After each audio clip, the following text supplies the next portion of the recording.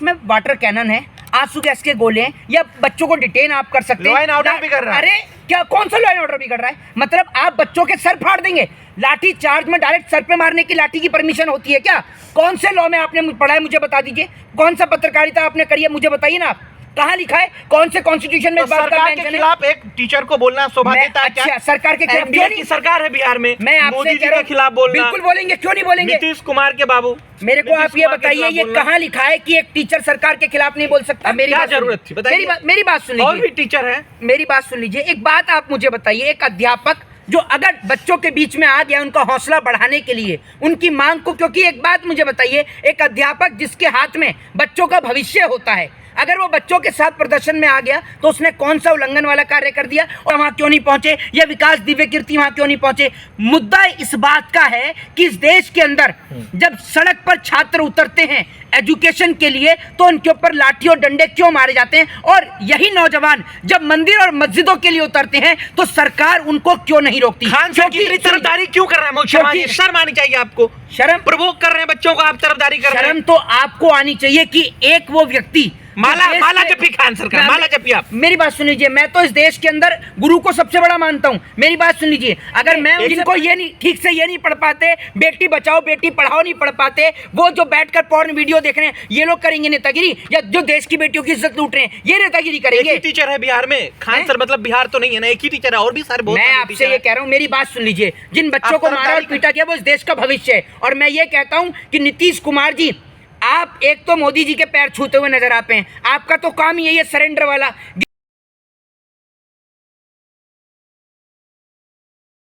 लगातार खबरें आ रही हैं, हालांकि अब वो उनको छोड़ दिया गया है पुलिस ने, लेकिन अभी भी तबीयत जो है उनकी बिगड़ी पड़ी है। लोग कह रहे हैं कि ये नहीं होना चाहिए था बिहार में। देखिए, एक चीज मैं आपको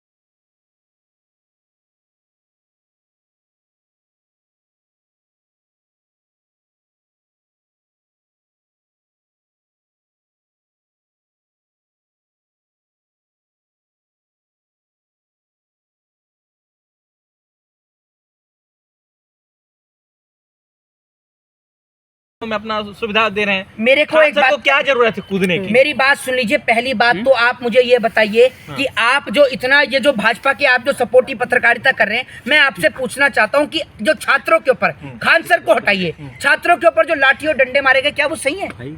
मैं अरे आप एक मिनट मुझे बताइए। खान सर का प्रोटेस्ट में आना ये सही है? मैं आपसे पूछ रहा हूँ, खान सर का प्रोटेस्ट में कूदना सही है? बिल्कुल। क्या गलती है आप मुझे बता दीजिए। एक व्यक्ति, पहले मुझे बता दीजिए, एक व्यक्ति क्या प्रोटेस्ट में नहीं जा सकता? मुझे बता दीजिए। टीचर भी और भी तो है दिल्ली में, टीचर्स तो और भी हैं दिल्ली में, विकास दिव्य कीर्ति हैं, अवध ओझा सर, ये लोग तो प्रोटेस्ट में नहीं आते। आप देखिए, मैं तरफदारी कर रहे हैं खान सर की। मेरी बात सुन लीजिए। विकास दिव्य कीर्ति हूँ चाहे अवध ओझा हूँ, अवध ओझा भी इस टाइम पे दिल्ली में है, आम आदमी पार्टी को ज्वाइन किया है। विकास दिव्य कीर्ति हूँ, वो दिल्ली के अंदर है। पटना के अंदर खान सर थे तो वो वहां पर छात्रों के साथ खड़े हुए। अगर दिल्ली के अंदर कोई छात्र प्रदर्शन करते हैं तो मैं आपको इस बात को लिख के देता हूं कि अवध ओझा और विकास दिव्य कीर्ति उनके साथ में खड़े हुए नजर आएंगे। ये बात मैं आपको लिख कर देता हूं। दूसरी बात ये कि बच्चों ने तत्काल वहां धरना प्रदर्शन किया तो वो वहां पर नहीं पहुंच सके, लेकिन अगर दिल्ली में कोई धरना प्रदर्शन होता है तो वो लोग यहां पर पहुंचेंगे। मैं आपसे ये कहना चाहता हूं, बात ये नहीं है, बात ये नहीं है कि अवध ओझा वहां क्यों नहीं पहुंचे या विकास दिव्य कीर्ति वहां क्यों नहीं पहुंचे।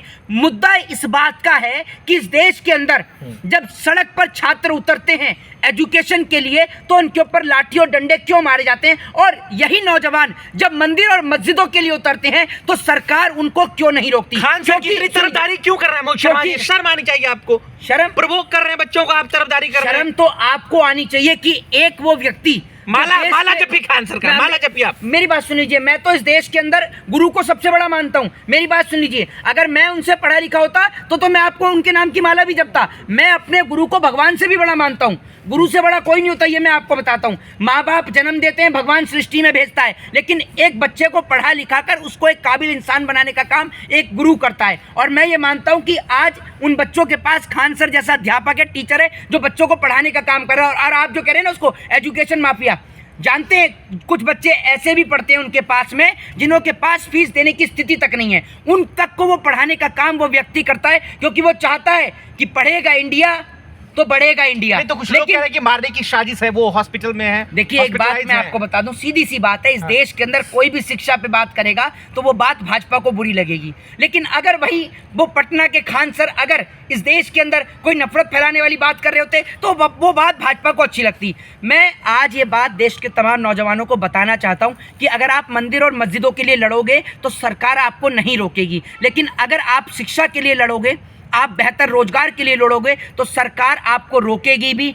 मारेगी भी, पीटेगी भी और उठाकर जेल में बंद भी कर देगी। क्योंकि ये याद रखिएगा कि चाहे वो बिहार का पटना हो, चाहे फिर वो उत्तर प्रदेश का इलाहाबाद हो, इनमें प्रदर्शन करने वाले सिर्फ गरीब माँ बाप के बच्चे होते हैं, या तो जिनके पिता किसान होते हैं या खेतीबाड़ी और मजदूरी करते हैं, बस यही लोग होते हैं। इनमें एक भी एमएलए और एमपी का बच्चा नहीं होता, क्योंकि आप निकाल कर देखिए मेंबर ऑफ पार्लियामेंट के बच्चों की लिस्ट, इनके सबके बच्चे विदेशों में पढ़ रहे हैं। और ये बात मैं आपको 1000 से ज़्यादा वीडियो में बोल चुका हूँ, समझा चुका हूँ कि अपने बच्चों को हिंदू मुसलमान में लड़ाने से अच्छा है कि उनको पढ़ाएं और लिखाएं। आपके खिलाफ प्रोटेस्ट करना क्या जरूरी है बिहार में? मैं एक ही सवाल आपसे पूछ रहा हूँ, आप चले जा रहे हैं उत्तर दक्षिण की तरफ। नहीं, इनका सवाल सुनिए, कितना इनका वाजिब सवाल है। ये कह रहे हैं कि एनडीए के लिए बिहार में प्रदर्शन प्रोटेस्ट करना क्या जरूरी है?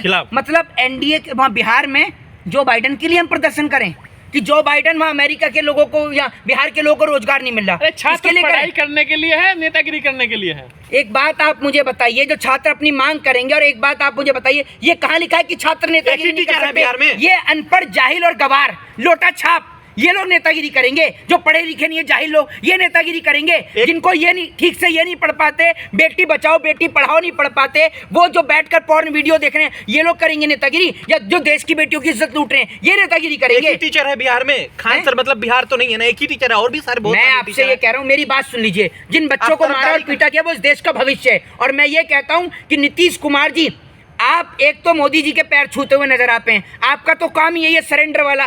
गिरगिट कुमार, पलटू कुमार, आपके कितने हजारों नाम आपके रख रखे लोगों ने, और ना जाने किस कारणों से आप वहां पर वापस से बीजेपी में जाके चले गए। मैं आपको एक बात कहना चाह रहा हूं, जिस कुर्सी के लिए आप किसी भी हद तक गिर जाते हैं ना, किसी के भी आगे झुक जाते हैं और किसी के भी पैर छू लेते हैं, जरा इतनी सी तो गरिमा रखिए। कम से कम ये जो बिहार का जो नौजवान है, ये वो बिहार का नौजवान जो पढ़ रहा है, लिख रहा है और कैसे भी करके आपसे रोजगार मांग रहा है, रोजगार देने की तो आपकी औकात है नहीं, तो आप कम से कम उनके ऊपर लाठी और डंडे तो ना बरसवाएं। मैं ये बात पूरे देश के नौजवानों से कहना चाहता हूं कि आप पढ़िए लिखिए, हिंदू मुसलमान छोड़िए और सरकार आप से छात्रों से education बढ़ाएं। कहेंगे कि सड़कों पर उतर के तांडव ना मचाए, लूटपाट ना करे, तोड़ फोड़ ना करे। अच्छा ये बताइए मुझे, आपकी कौन सी प्रॉपर्टी इस देश के छात्रों ने लूट ली? तोड़फोड़ हुई है ना, डैमेज तो हुआ है वहाँ पर, मैं गाड़ियों आपसे ये पूछ रहा हूँ एक को। बात, यातायात, लोगों को परेशानी तो हुई है ना मोहित जी। आपको ये दिख गया कि एक बात आप मुझे बताइए, जब प्रधानमंत्री का काफिला निकलता है, जब प्रधानमंत्री का काफिला निकलता है और पूरा रोड ब्लॉक कर दिया जाता है, तो प्रधानमंत्री आपका तो फूफा PM है, का प्रोटोकॉल होता है ना भाई, जब मुख्यमंत्री का निकलता है प्रोटोकॉल होता तब है। लोगों को तकलीफ नहीं होती, प्रोटोकॉल- तब लोगों के लिए आप सुन लीजिए, lawyer अरे होके सुन लीजिए, क्या तब बात लोगों कर के लिए रहे हैं? चार्टर अरेंज करा दिया जाता है। तो इस देश के नौजवान, और दूसरी बात ये कि नौजवान, बिहार का पटना का मैदान भी है, बिहार में पटना में के अंदर मैदान भी है, उसकी परमिशन मिल जाती है? जरा बताइए ना आप मुझे, प्रोटेस्ट करने के लिए आप जो ग्राउंड निश्चित किए गए हैं उनकी आप परमिशन देते नहीं हैं, तो जब बच्चे सड़कों पर उतरे तो लाठी और डंडे मारते हैं। और मुझे ये बता दीजिए कि संविधान के कौन से आर्टिकल, कौन से अनुच्छेद के अंदर ये लिखा हुआ है कि लाठी चार्ज के दौरान सर के अंदर आप लाठी मारें? पुलिस ने कहा कि हमने अरेस्ट नहीं किया था खान सर को। नहीं, मैं आपसे कह रहा हूँ, खान सर को आप छोड़िए, आप इस सवाल का जवाब दीजिए, जो छात्रों के सर फटे हैं उनकी जिम्मेदारी कौन लेगा? इस देश के भविष्य को आप सर फाड़ने का काम कर रहे हैं, और इस देश के वो लोग, अनपढ़, जाहिल और गवार लोग, जिन्होंने कभी क्रिकेट का सी नहीं देखा, क्रिकेट का कभी बल्ला नहीं पकड़ा, वो लोग BCC से ICC में प्रमोट हो जाते हैं। शर्म आनी चाहिए इस देश के नेताओं को। जय हिंद, जय भारत, वंदे मातरम।